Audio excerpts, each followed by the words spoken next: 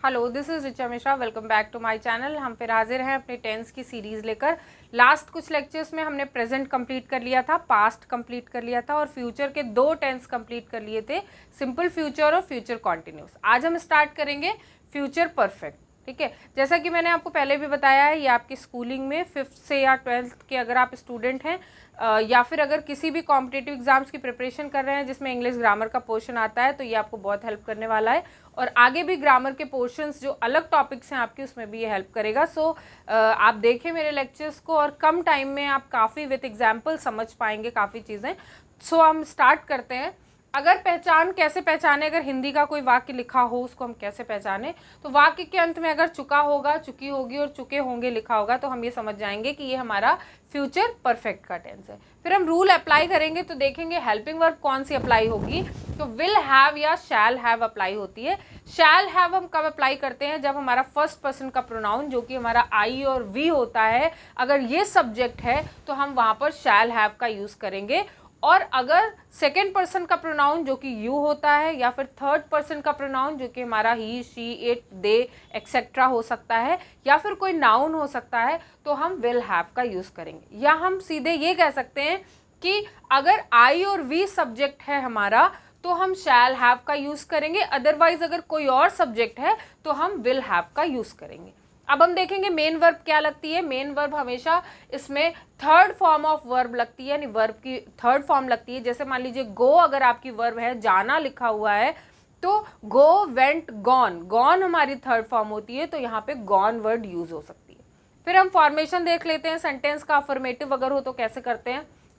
सबसे पहले सब्जेक्ट लिखेंगे, फिर विल हैव या शैल हैव लिखेंगे अकॉर्डिंग टू सब्जेक्ट। अगर आई या वी है तो हम शैल हैव का यूज़ करेंगे, अदरवाइज कुछ और है तो हम विल हैव का यूज़ करेंगे।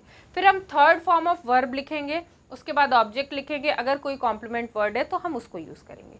अब हम एग्जाम्पल्स के साथ समझेंगे सारे ही सेंटेंसेस के टाइप की क्या क्या सेंटेंसेस बन सकते हैं।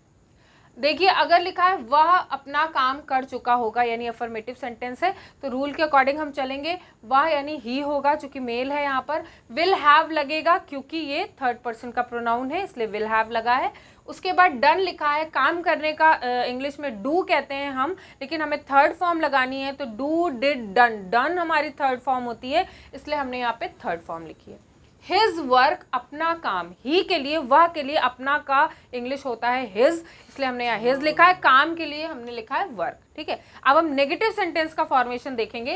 लिखा है वह अपना काम नहीं कर चुका होगा, तो हो जाएगा he will not have done his work. ध्यान रखने वाली बात यह है कि जब भी पेयर में हेल्पिंग वर्ब होती है, यानी दो टर्म होते हैं, तो नॉट हमेशा उसके बीच में लगाया जाता है, इसलिए हमने विल नॉट हैव लिखा है। ठीक है, उसके बाद हम देखेंगे व्हाट टाइप वाला इंट्रोगेटिव, यानी क्या से शुरू होने वाले वाक्य। तो अगर लिखा है क्या वह अपना काम कर चुका होगा, तो हम हेल्पिंग वर्ब को आगे ले आते हैं। अगर दो पार्ट वाला होता है, यानी दो टर्म वाला हेल्पिंग वर्ब होता है, पेयर में होता है, तो केवल फर्स्ट पार्ट को, यानी आगे वाले पार्ट को हम आगे लेकर आते हैं और पीछे वाले पार्ट को हम सब्जेक्ट के बाद ही लिखा रहने देते हैं। तो देखिए, विल आगे आ गया है लेकिन हैव पीछे ही है। Will he have done his work. ठीक है, अब हम वाई टाइप वाला देखेंगे। वाई टाइप यानी बीच में वाक्य के कोई क्वेश्चन वर्ड आ जा सकता है, जैसे कब, कहाँ, क्यों, कैसे, ये। तो सबसे पहले हम उसकी मीनिंग लिखेंगे, फिर वही काम करेंगे जो हमने क्या वाले में किया था। एक हेल्पिंग वर्ब का पार्ट आगे आ जाएगा और दूसरा सब्जेक्ट के बाद ही रहेगा। ठीक है, तो हो जाएगा when will he have done his work, question mark लगेगा सब में। फिर हम देखेंगे इंट्रोगेटिव नेगेटिव क्या टाइप वाला। तो क्या वह अपना काम नहीं कर चुका होगा, वही काम एक पार्ट हम आगे ले आए, विल ही नॉट। नॉट हमेशा कहाँ लगेगा इंट्रोगेटिव में, दोनों पेयर के बीच में और सब्जेक्ट के बाद में, ये ध्यान देने वाली बात है। उसके बाद बाकी सारा फॉर्मेशन वही, डन हिज वर्क। फिर हम वाई टाइप वाला इंट्रोगेटिव नेगेटिव देखेंगे, यानी बीच में कब भी है, कोई क्वेश्चन वर्ड भी है और नहीं भी है। उसकी मीनिंग सबसे पहले हमने लिखी, फिर वही काम किया हमने, एक पार्ट हेल्पिंग वर्ब का लिखा, सब्जेक्ट लिखा और सब्जेक्ट के बाद नॉट लगता है। तो ये इंट्रोगेटिव नेगेटिव में ध्यान देने वाली बात है कि सब्जेक्ट के बाद नॉट लगेगा और दोनों हेल्पिंग वर्ब के बीच में लगेगा नॉट। ठीक है, फिर बाकी वही फॉर्मेशन, डन हिज वर्क। तो ये सारे टाइप्स हो गए आपके सेंटेंस के। आई होप ये आपको समझ में आया होगा। एक लास्ट आपका और बचता है फ्यूचर परफेक्ट कॉन्टिन्यूअस, जो हम अपने अगले लेक्चर में देखेंगे। उसके बाद हमारी टेंस की सीरीज फिनिश हो जाएगी। उसके बाद हम कोई ग्रामर का और टॉपिक स्टार्ट करेंगे जो आपके लिए हेल्पफुल होगा।